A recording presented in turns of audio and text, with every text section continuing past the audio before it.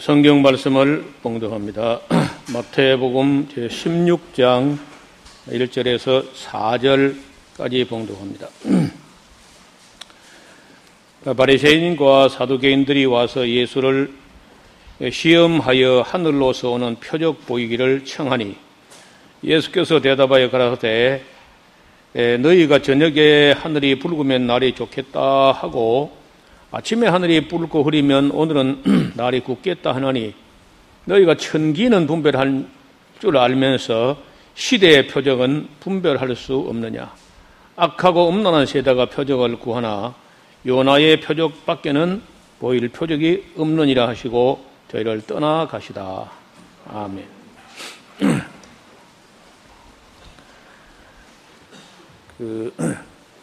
세례 요한이 순교한 직후에도 예수님께서 이곳저곳에서 환자들 혹은 여기 15장 30절에 보면은 절뚝발이 불구자 소경 벙어리 그러니까 이거는 난치병 정도가 아니고 완전 불치병이죠. 사람의 힘으로 좀 현대의학까지 와서도 어찌할 수 없는 그런 사람들을 고쳐주셨고 그래서 이 농아인이었던 사람이 말을 하게 되고 또 이 장애인이 그 다리를 쓰지 못한 장애인이 일어나 걸으며 이 시각장애인이 그저 보는 걸 이런 걸 다 보고도 또 다시 표적을 보여달라. 당신이 정말 하늘로서 온 선지자인지 우리가 어떻게 알겠느냐. 무슨 표적을 한번 나타내 보시오. 이렇게 했을 때 예수님께서 그래? 그럼 내가 표적을 한번 보여보지. 이렇게 한 게 아니라는 거예요. 대개 이 표적을 보여달라 하는 사람은 절대 안 보여주시고 정말 그 당시에 어려운 사람들을, 가난한 사람들을, 병자들 이런 사람들 앞에 하시고자 할 때 그런 표적이 나타났습니다. 이 찾아온 사람들이 누구냐면 바리새인들하고 사두개인들인데 바리새인들은 나름대로 지식적으로 자기들이 우위에 있다고 이렇게 생각했고 사두개인들은 그 사독 계열의 정통성 있는 제사장 가문이다. 이렇게 해서 그 당시에 주류 세력들입니다.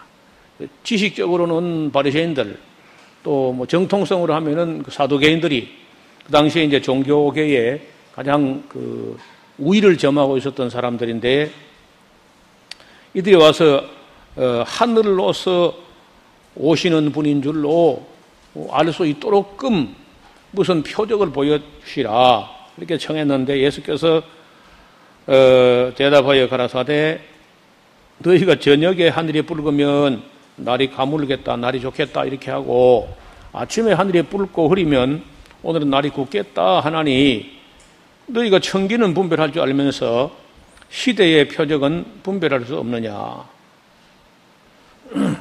여러분 경험상 그리 맞습니까? 저녁에 노을이 붉어지면은 그 날이 가물 모양이다 이렇게 하고 아침에 붉고 하면은 흐리면은 오늘 날이 굳겠다 이렇게 하는데 저 경험상으로 맞아요. 실제로 그래요. 전에 우리 어머니 우리 아버지는 구름의 움직임을 봐요. 그래서 구름이 나간다 그리고 구름이 들어간다 그러는데 어디로 나가 어디로 나가는지 아직 제가 몰라요. 그래서 늘상 듣던 말인데 구름이 들어가면 반드시 비가 오고 구름이 나가면 비가 안 오는 걸로 이렇게 이제 들은 기억이 있는데 어느 쪽으로 가는 걸 보고 들어간다 했는지 잘 모르겠어요. 지리산으로 들어간 걸 들어갔는지 잘 모르겠는데 꼭 구름이 들어가는 거 보니까 비가 오겠다 이렇게 하시는데 그 말씀대로 거의 예보야 예보. 거의 맞았어요. 늘. 예수님께서 그래 천기는 하늘의 기상과 기운은 분별하면서 이 시대의 표적을 알지 못하냐. 그 시대의 표적이 뭐냐면은 그 세례 요한과 예수님이 오신 것을 예수님께서는 시대의 표적이라고 그래요. 쭉 읽어 나가야 이게 이제 그렇게 인식이 되는데 하고 표적도 안 보여주시고 이 보통 보면은 악하고 음란한 세대가 표적을 구한다. 신령한 자가 표적을 구하는 게 아니라 악하고 음란한 것들이. 왜 악하고 음란한 것들이 표적을 구하는가? 가만히 이게 생각해 보니까 그럴 수 있겠다 싶어요. 요 악하고 음란한 사람들은 이거 회개 안 합니다. 어지간하면 회개 안 할 만하면 안 하고 버텨 보려고 하니까 악한 사람들이에요. 그리고 음란한 사람들, 그 음란에 빠진 사람들이 그 잘 못 헤어나요. 그러니까 이제 만약에 예수님이나 뭐 그 세례요한은 아무 표적도 안 보였으니까 그 세례요한은 뭐 큰 소리만 쳤지 실제로 뭐 아무 표적이나 이런 능력을 안 보였거든요.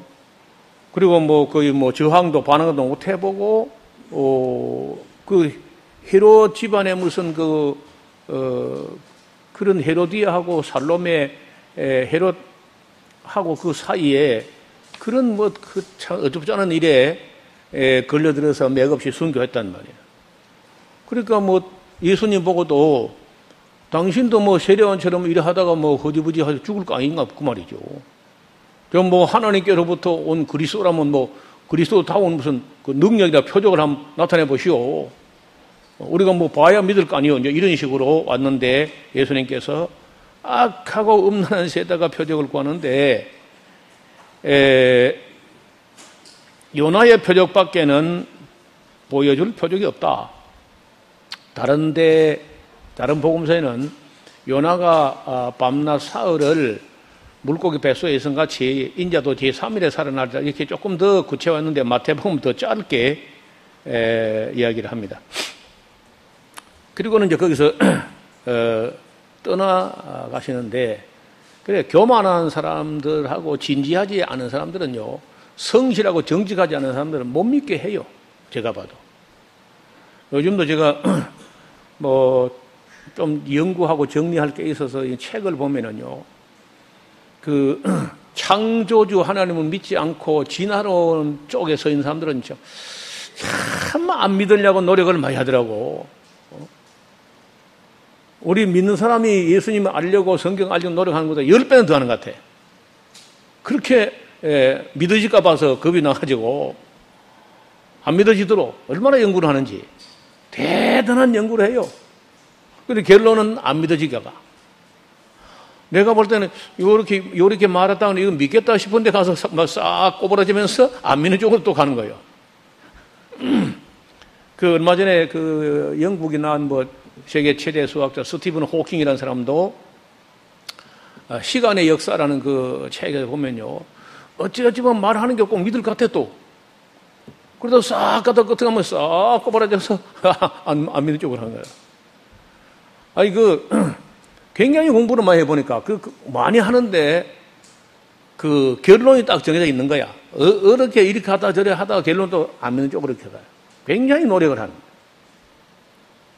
거예요. 이게 무지렁이가 아니고 제법 뭐 안다고 뭐 전문가라고 하는 사람들인데 수준이 그래요.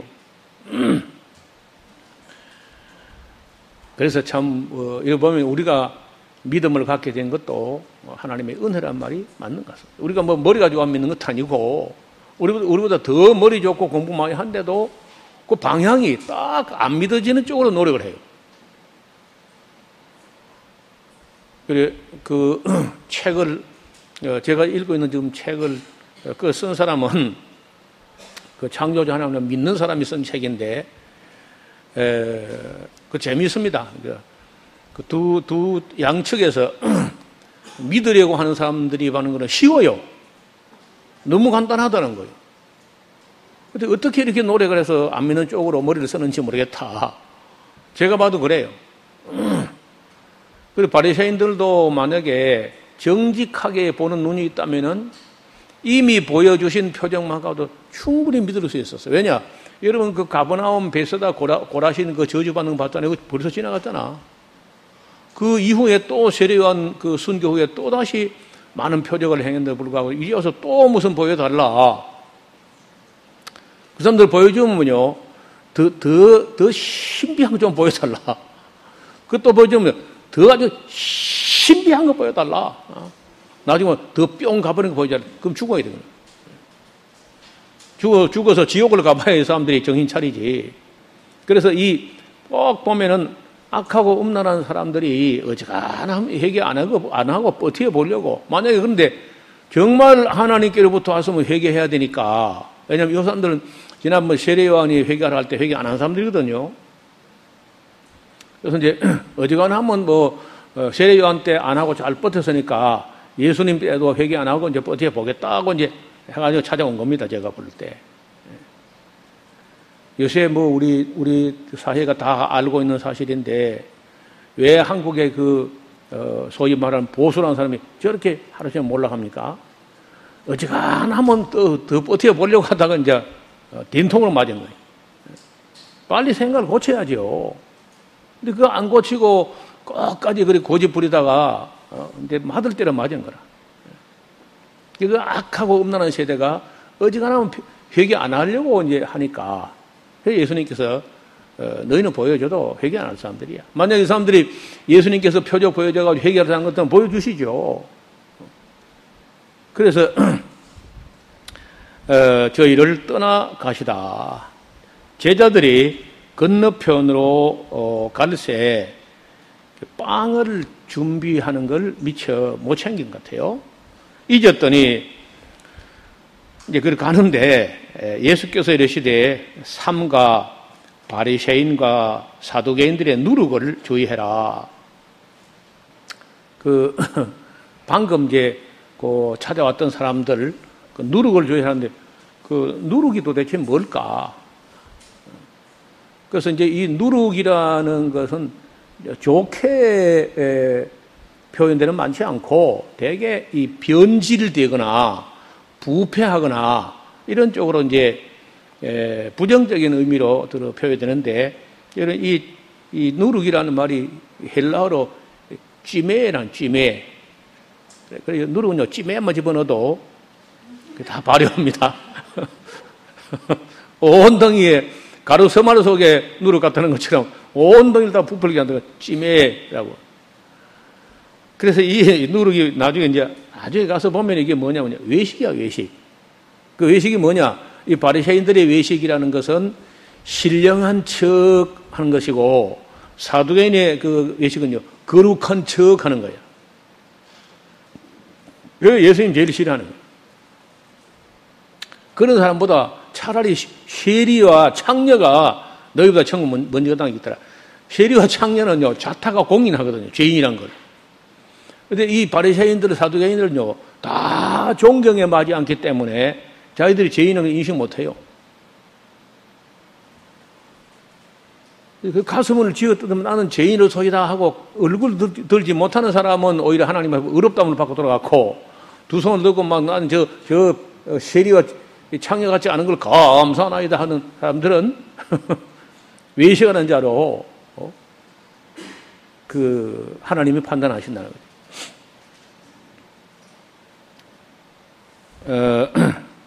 그래서 제자들이 서로 인하여 가르되 우리가 떡을 가지 않았다. 누룩 이야기 하니까 빵 이야기를 자꾸 이제 엉뚱한 소리 하는 거예요. 제자들도. 예수께서 아시고 가라사대 믿음이 적은 자들아 어찌 떡을 가지고 또 염려하느냐. 너희가 아직도 깨닫지 못하느냐. 떡 5개로 5,000명을 모이고 죽은 것이 몇 바구니냐. 떡 7개로 4,000명을 모이고 죽은 것이 몇 강줄이 된 것을 기억하지 못하느냐. 어찌 내 말한 것이 떡에 관함이 아닌 줄 알지 못하느냐. 오직 바리새인과 사두개인의 누룩을 주의하라 그 말이다. 그 본질이 변질되게 하는 것. 그런 의미에서 누룩은 이제 지금 부정적인 의미에서 하신 말씀이죠.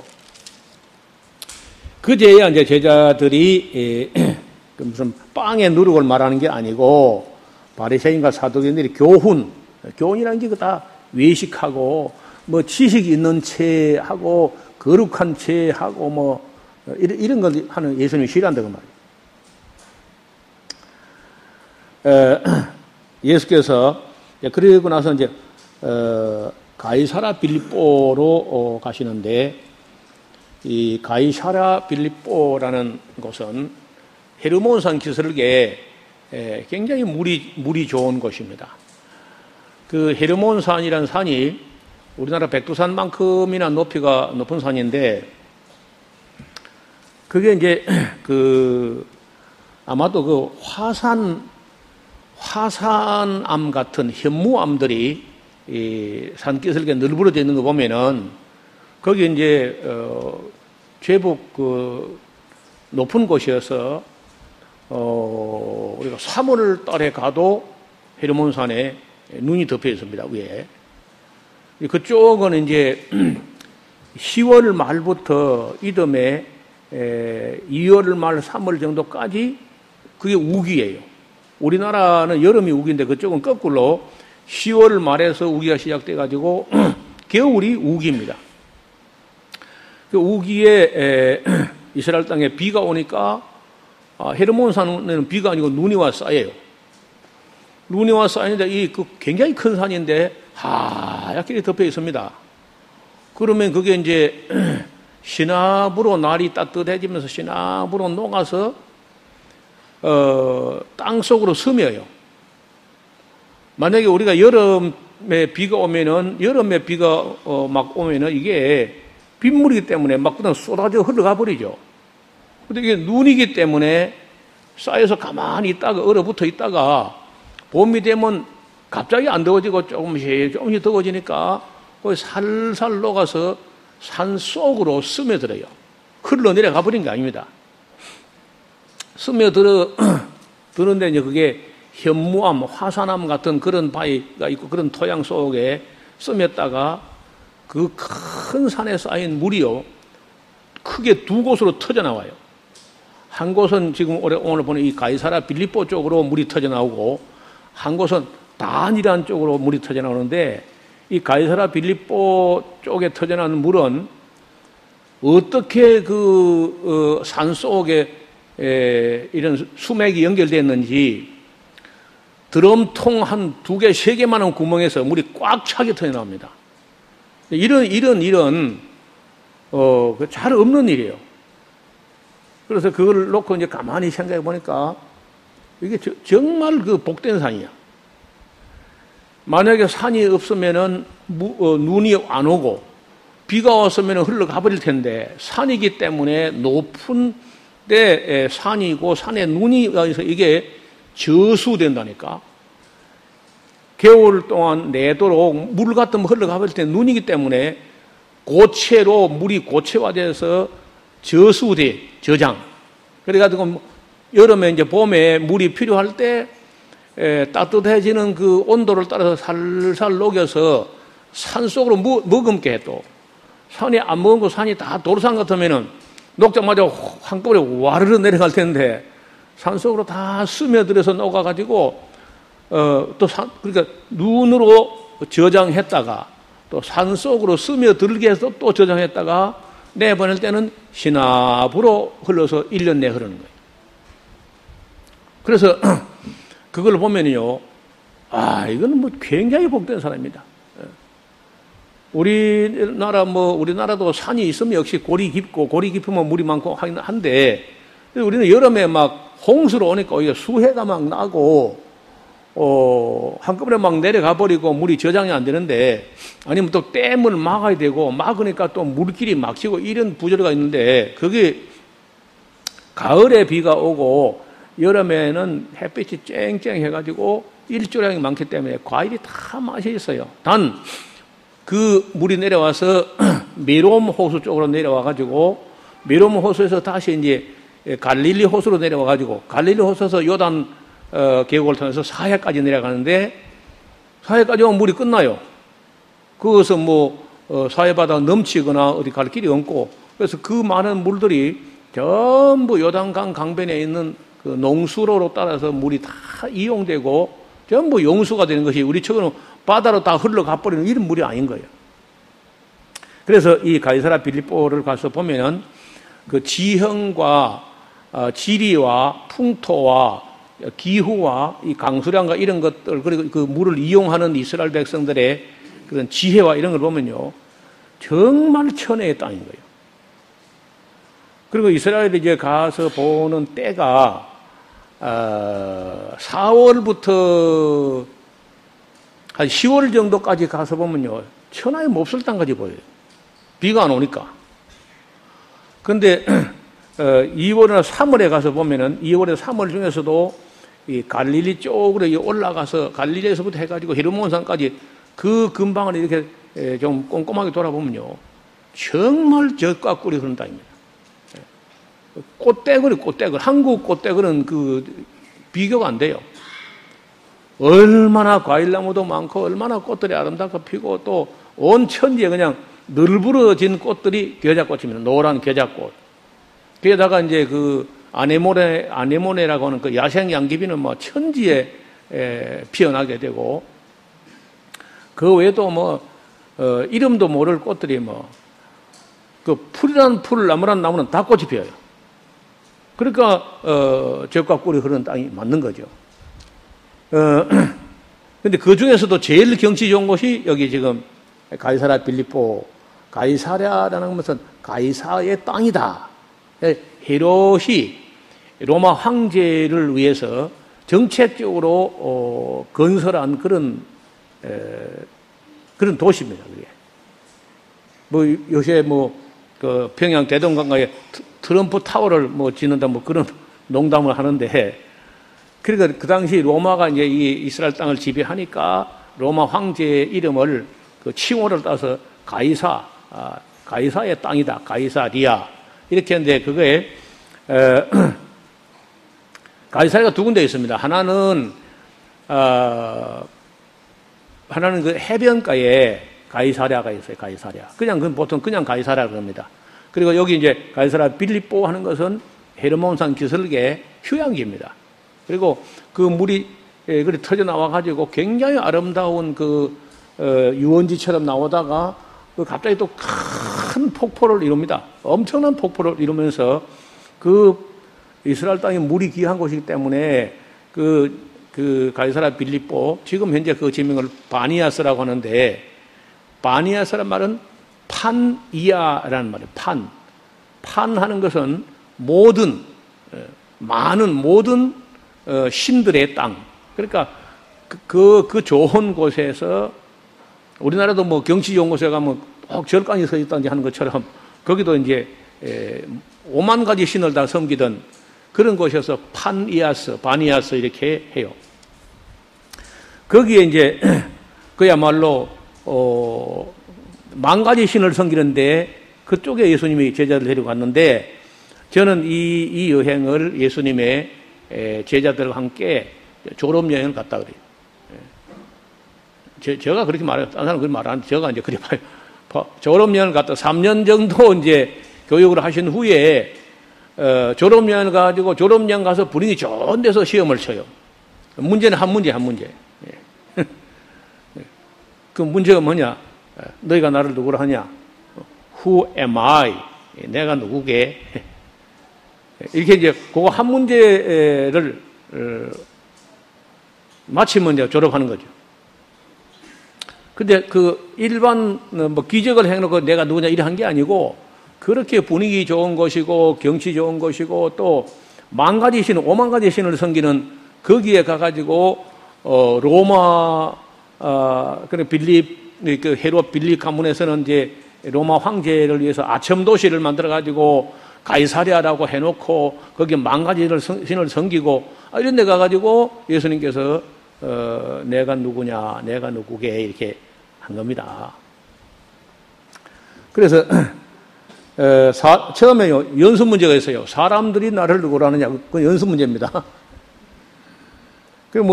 가로되 더러는 세례 요한, 더러는 엘리야, 어떠니 에레미야나 선지자 중에 하나라 이런 식으로 말합니다. 이렇게 이제 하니까 이제 연습 문제가 아니고 이제 본 문제야.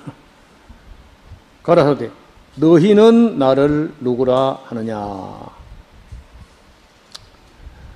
참 여러 가지 문제를 낼 수 있는데, 딱 예수님이 누군지 이걸 바로 인식했는지 그것만 한 문제를 냈어요.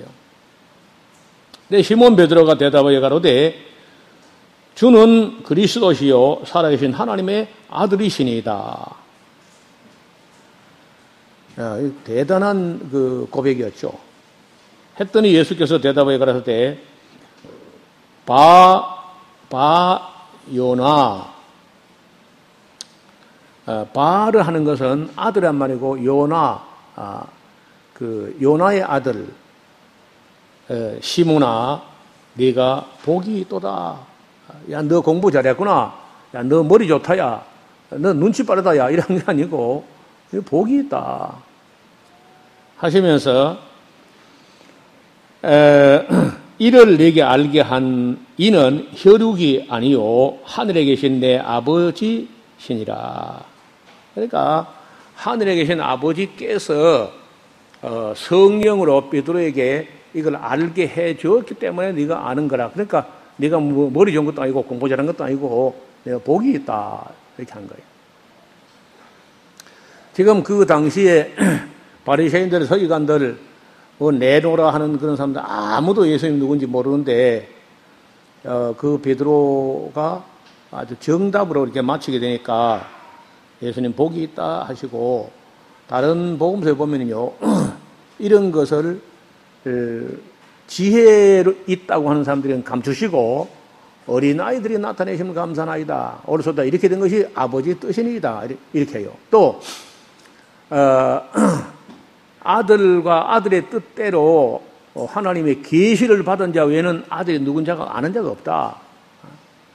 그래서 세상에 태어나가지고 예수님이 누구신가 그걸 한번 진지하게 알아보지 않고 사는 사람들은요 아무리 세상에서 잘 나간다 해도 별 볼 일 없는 사람들이에요. 예수님이 누구신가?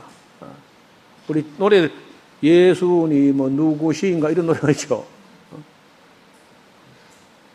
제가 처음에 교회 나서요 한참 동안 저도 교회 다니도 예수는 안 믿었어요. 왜 예수가 자꾸 나와서 오르색이냐? 하나님은 충분하다. 하나님은 충분한데 자꾸 젊은 사람이 나와가지고 그것도 목수라는데 뭐 왜 나도 목수였거든. 목수 해봐야 그렇지 뭐 내가 목수 해봤는데 아무것도 아니야 사실요. 근데 저는 젊은 사람이 나이도 얼마 안 되는 목수가 뭐 나와가지고 자꾸 끼어들어가지고 하나님 영광을 가로차려 하냐? 그거 이상하다. 하다가 참 어떤 내가 죄인이었다. 내가 죄인이로구나. 그것도 쉽지 않았어요. 전 전혀 죄인이 아니거든 원래요. 제가 착하고 공부도 잘한 편이었고 부모님 속생인 적도 없고 나는 노름도 안 하고 우리 형님 둘은 다 노름해가지고 아버지 속을 많이 새겼다니까. 그리고 학교에서도 저는 항상 모범생이고 농대 물론 가끔 뺑소니 해서 그렇지 그래도 이제 5학년 이후로는 뺑소니 안 했거든요. 그래서 나는 내가 죄인이란 거기 생각해서 네가 죄인이 왜 내가 죄인이냐. 예수쟁이들 보고 너희들 그래가지고 쳐다보면 나는 만당한다 만당 그러면서 제가 아주 뭐 많이 교만한 건 아니도 썩 그래도 잘난 척하고 나는 착한 척 했어요. 그러다가 이제 나는 그게 참 그게 뭐 은혜라면 은혜고 중생의 체험인가 모르겠는데 하여간 어느 날 교회에서 무슨 집회를 하는데 내용도 없어요. 지금 가만 생각하니까. 그 어떻게 뭐 찬송을 하고 하는데 같이 나도 찬송을 하다가 뭘 들은지 모르겠는데 그냥 내가 죄인이로구나. 그 죄인이 뭐냐면요. 내 스스로 나는 의인인 척한 그게 죄인인 거예요. 내가 뭐 큰 그 살인하거나 간음하거나 도적질을 해서 뭐 큰 그런 죄인이 아니라 내가 아무것도 아닌 게 내가 잘난 척하고 무슨 착한 척 했던 의인인 척 했던 그게 그렇게 죄송하고 막 그래가지고 뭐 울고 불고 하는데 제가 아마 이틀 밤낮 울었어요. 집회한 동안에 이틀 밤낮 울고 근데 우는데 또 그게 뭐 그 슬퍼 쌓는 것도 아니고요. 우는데 또 왜 기쁜지 그러니까 누가 볼 때 이제 흡사 미친 거야. 울다 웃다 하니까 어떤 그런 어떤 체험이 있었는데 그 체험 이후에 그런 죄인을 위해서 예수님이 십자가를 지시고, 그래서 우리가 그 흘린 피로 죄가 속량됐다. 이게 들리면서부터 예수님이 나중에 느껴서 교회 처음 나왔을 때는 하나님을 믿었지 예수님을 안 믿었어요. 그러다가 이제 어떤 중생의 그런 뜨거운 체험을 경험하면서, 마음이 막 그렇게, 내가 죄인이다. 이렇게 되는데, 여러분 아시죠? 그 바울도, 내가 율법의 의로는 흠이 없는 자다. 막 그리 하다가 나중에 성도 중에 지극히 작은 자보다 더 작은 나에게 이렇게 하더니 죄인 중에 내가 괴수로다. 뭐 이렇게 나와요. 그 유명한 수학자요, 철학자요, 그 파스칼이라는 사람이 있는데 그분이 그 팡세라는 신앙 일기를 써요. 그 책에 오래전에 읽었는데 그 보면은 세상에는 자기가 의인이라 하는 죄인이 있고 자기가 죄인이라 하는 의인이 있다. 그런 말이 나와요. 그 말이 맞는 것 같아요. 그래서 베드로는 뭐 나처럼 울고 불고 거꾸로 지고 한 그릇도 없는데 어떻게 예수님이야말로 메시아, 기름 부음 받은 그리스도시고 하나님의 아들이다. 예수님이 일부러 자꾸 하나님의 아들 안 가고 예수님 계속 자기를 사람의 아들이라고 벤 아담이라고 벤 아담 사람의 아들이다. 에네시 바르 에노스의 아들이다. 사람의 아들이다. 이렇게 자꾸 이야기했는데도 불구하고 베드로가 오늘 갑자기 하나님의 아들은 아무도 그런 말 안 했거든요. 메시아시며 하나님의 아들이다. 이렇게 하니까 예수님께서 내가 복이 있다 하시고 이걸 내게 알게 한 건 혈육이 아니고 하늘에 계신 내 아버지의 성령이 내게 알게 해준 걸 볼 때 너는 복받은 사람이다. 이렇게 하는 거예요. 여러분 이 12 제자는 그날 베드로의 신앙 고백을 통해서 네 대답이 맞다 틀렸다가 하지 않고 너 복 있다 이렇게 했으니까 그날 그 12 제자들이 뭐 그 함께 다 들었잖아요. 그 가룟 유다 말고는 다 복 있는 사람들인 거죠. 그런데 그날 거기 없었던 사람이 있어요. 그게 누구냐면 그 사도 바울이라면 사도 바울. 바울은 그날 예수님이 그리스도라는 그 고백할 때 그게 없었기 때문에 예수님 누군지 모르고 있다가 나중에 이제 다마스커스로 가는 길에서 태양빛보다 밝은 빛을 만나 꼬꾸라지면서 주여 니십니까? 이렇게 물어가지고 네가 핍박하는 나사렛 예수다 이제 이렇게 해가지고 그 따로 물어가지고 예수님 누군지 알게 되잖아요. 가장 중요한 게 예수님 누구시냐. 이 주제는 오랫동안 초대교회에 문제가 됐던 겁니다. 아시는 그 유명한 325년 비두니아 주 니케아시에서 개최되었던 그 니케아 공의회에 의해서 주제가 그리스도가 누구시냐. 기독론 논쟁이 벌어지는 거죠. 지금도 여호와의 증인이나 몰몬교나 유대인들이나 유대교나 이런 사람들은 예수님 누군지 모릅니다. 그냥 뭐 한 선지자 중에 한 사람이다. 그 세례 요한과 동급으로 취급해요. 자,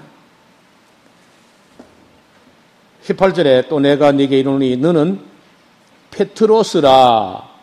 내가 이 페트라 위에 내 교회를 세우리니 음부의 권세가 이기지 못하리라. 이걸 카톨릭이 이걸 잘못 해석해가지고 베드로가 반석이다 이렇게 하는데 페트로스는 반석이 아닙니다. 페트로스는 돌, 페트라가 반석이에요. 반석은 예수님이고 이 돌은 페트로스야. 베드로는 돌이고 그 반석이라는 예수님 위에 페트로스라는 돌을 산돌, 살아있는 돌을 하나하나 쌓아가면서 여러분도 이제 살아있는 돌인 거죠, 전부 다. 그 살아있는 돌로 리빙 스톤으로 이렇게 지어가지고 그 안에 성령이 거하시는 성령이 전이 된 거죠, 교회가. 그런 말을 하신 건데, 이걸 갖다가 페트로스하고 페트라를 구별 못해가지고 베드로를 반석이라 해가지고, 그래서 베드로가 교황이 되는 겁니다, 지금. 가톨릭에 가면은. 음부의 권세가 이기지 못하리라. 내가 천국 열쇠를 내게 주노니 네가 이 땅에서 무엇이든지 매면 하늘에서 매일 것이요 네가 땅에서 무엇이든지 풀면 하늘에서 풀리리라. 여러분 그 초대교회 뭐 지금도 뭐 그렇게는 합니다만은 초대교회는 교회가 만약에 어떤 성도에게 권징을 행사하면요 교회에서 잘라져 버립니다. 하나님의 그리스도의 몸된 교회에서 잘려나가는 그 아나니와 삽비라라든지 사도 바울이 고린도에 있을 때 고린도 교회 편지에 쓴 편지에 내가 누구를 사탄에게 내가 줬다 이런 말을 해요. 그 매면 매는 것이고 풀어주면 풀어져 버린 거라. 그래서 교회의 권위가 권징이 사라질 때 교회의 권위는 대단했다는 거죠. 이에 제자들을 경계하사 자기가 그리스도인 것을 아무에게도 이르지 말라 하시고 사람들이요 몰라야 할 때가 있고 알아야 될 때가 있는 거야. 뭐든지 아무 때나 알 수 있는 게 아니에요. 따라서 여러분 우리가 말을 하는 것도 그 사람하고 이런 말을 딱 끌어보고 땡겨오고 진리를 찾는 사람인지를 보고 얘기해야 돼. 들으려고도 안 하는데 막 예수님 하나님 아들이고 뭐 십자가에 못 박혀 해봐야 안 통해요. 예수님께서 진주를 그 돼지에게 던지지 마라. 거룩한 걸 개에게 주지 말라는 거예요. 들을 사람은 진리를 찾는 자, 온유한 자, 겸손한 자, 옥토 같은 사람, 준비된 사람에 듣지 생사람을 가지고 해봐야 그 개 덩어리에 소금 뿌리기라. 그리고 개 한 마리 사다 덩어리 소금 뿌려봐요. 눈도 걱정 안 하는 거죠. 그래서 지금은 예수님께서 그리스도인 것을 말해봐야 안 믿습니다. 그래서 그런 것은 이제 성령이 오셔서 할 걸로 두고 지금은 뭐 아무리 말하지 말아라. 이때부터 예수께서 자기가 예루살렘에 올라가서 장로들과 대제사장들과 서기관들과 그런 사람들에게 많은 고난을 받고 죽임을 당하고 제3일에 살아나야 할 것을 제자들에게 비로소 가르치시니 신앙 고백이 확실하게 된 후에 그 순환의 이야기를 말씀하셨는데 참 장로들 또 대제사장들 서기관들 그 유대교 지도층 사람들입니다. 가장 예수님을 잘 알아보아서야 될 그 종교 지도층 사람들에게 많은 고난을 받고 죽임을 당하고 제3일에 살아나야 하리라. 이렇게 했을 때 제자들은 베드로는요. 예수님이 그 마음 약한 말씀하십니까? 우리가 있잖아요. 우리가 뭡니까? 이렇게 이제 하고 다른 제자들은요. 예수님께서 예루살렘에 가서 심한 고문이나 매질당해가지고 까무러쳤다가 사흘 만에 깨어난다는 것보다 뭐 이런 정도, 그러니까 너희들도 각오해라 뭐 이런 정도 아마 생각했던 것 같아요. 또 베드로는 뭐 우리가 있는데 어떻게 그런 일이 벌어집니까? 뭐 그런 마음 약한 말씀 하지 마십시오. 이제 이런 식으로 이제 얘기를 합니다. 베드로가 예수를 붙들고 간하여 가라되. 요 간하여라고 하는 말이 그 헬라어는 책망했다고 돼. 베드로가 예수님 보고 책망했다. 방금도 복 있다고 좀 칭찬했더니 그새 우쭐해가지고 예수님 보고 책망했다.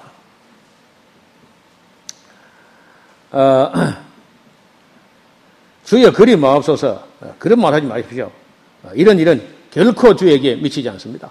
우리가 있는데 어떻게 그런 일이 납니까? 뭐 이렇게 아주 큰 소리 뻥칩니다.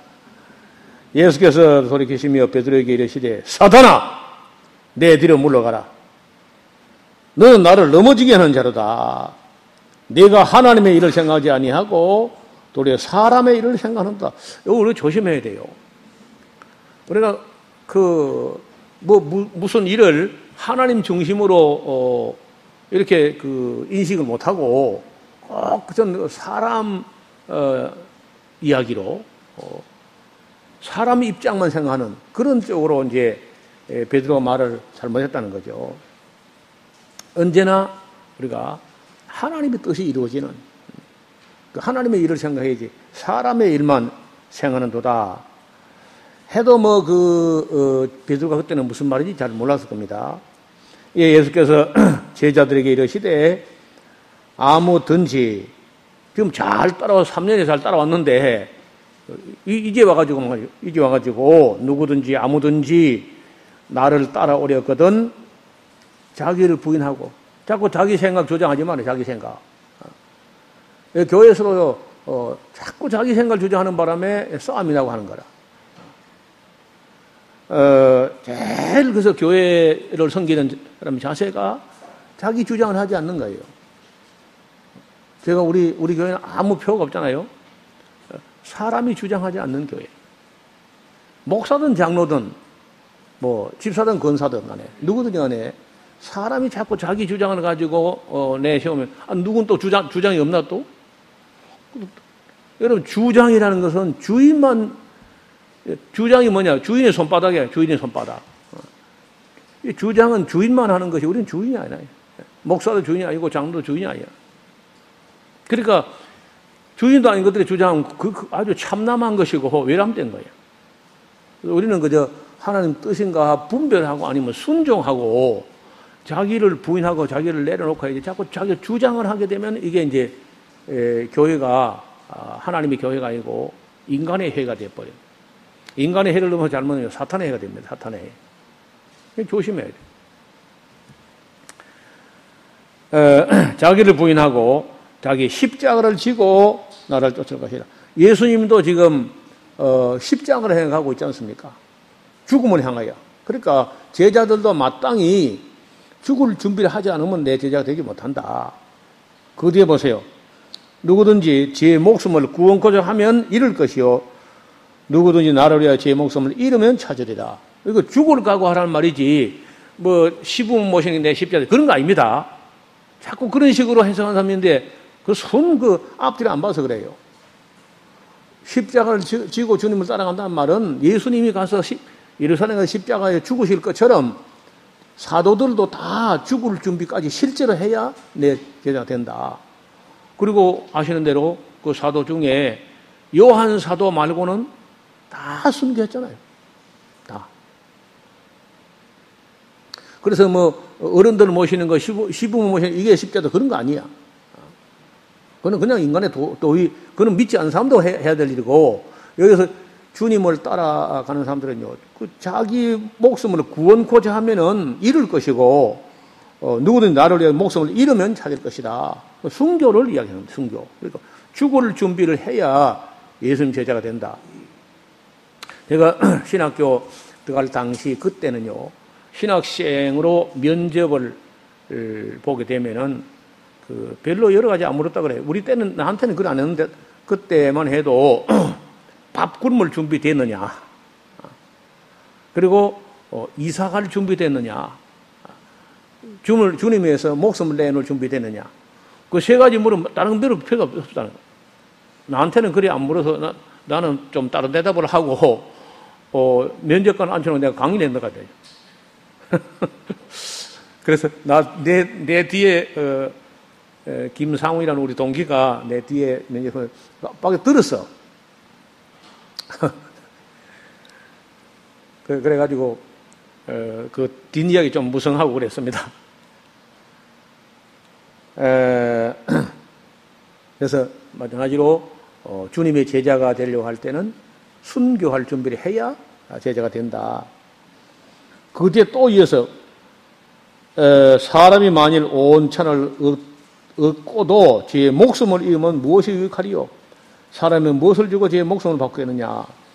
그 목숨이 이렇게 소중하지만은 그 소중한 목숨까지도 내놓을 준비가 안 되면 주님의 제자가 될 수 없다. 이렇게 이제 말씀하셨는데 제자들이 그거 무슨 말인지 그때도 몰랐습니다.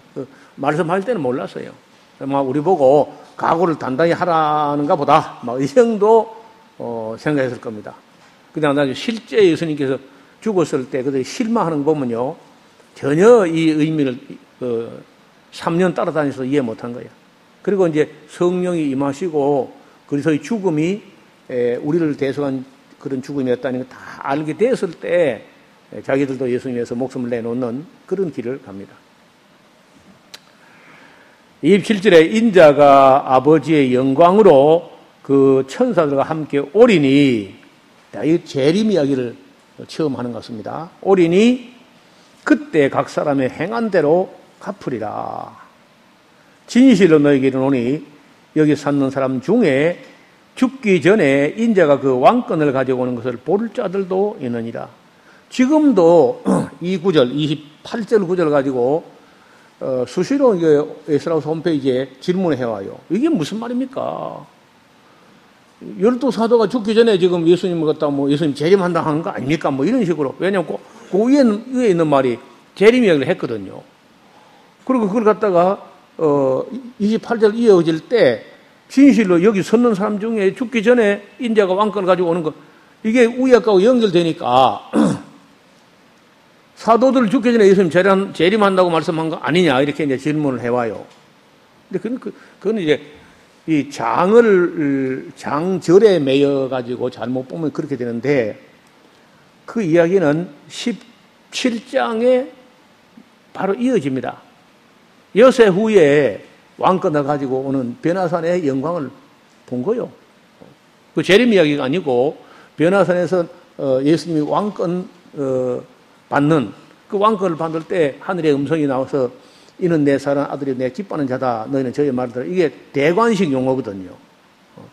이 말씀 하신 건데 그걸 앞에 절에다 따라 붙여가지고 해석하니까 예수님 재림이 사도들 죽기 전에 온다고 한 거 아니냐 해가지고 혼란에 빠지는 거예요.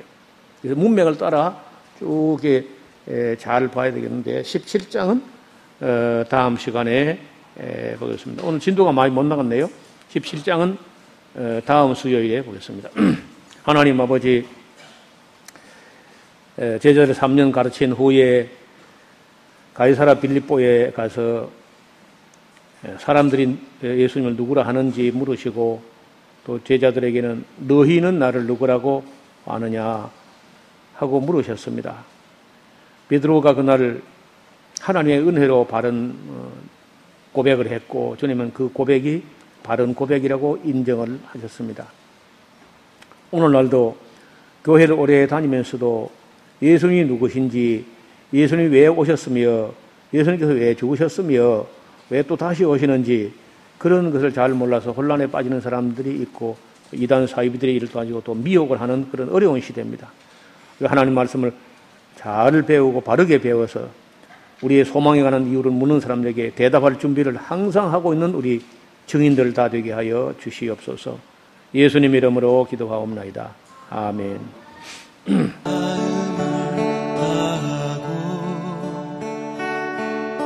성품을 다하고 힘을 다하여서 여호와를 사랑하라. 내게 준 계명을 마음에 새기고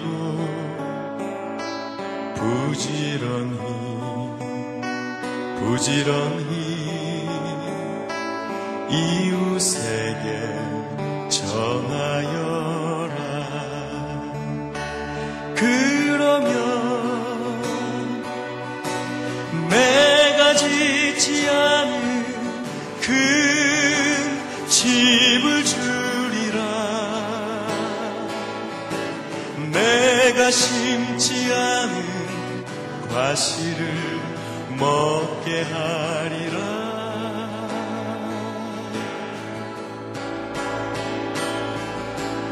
그러나 한 가지 잊지는 말아라. 죄인 된 우리를 구원하신 여호와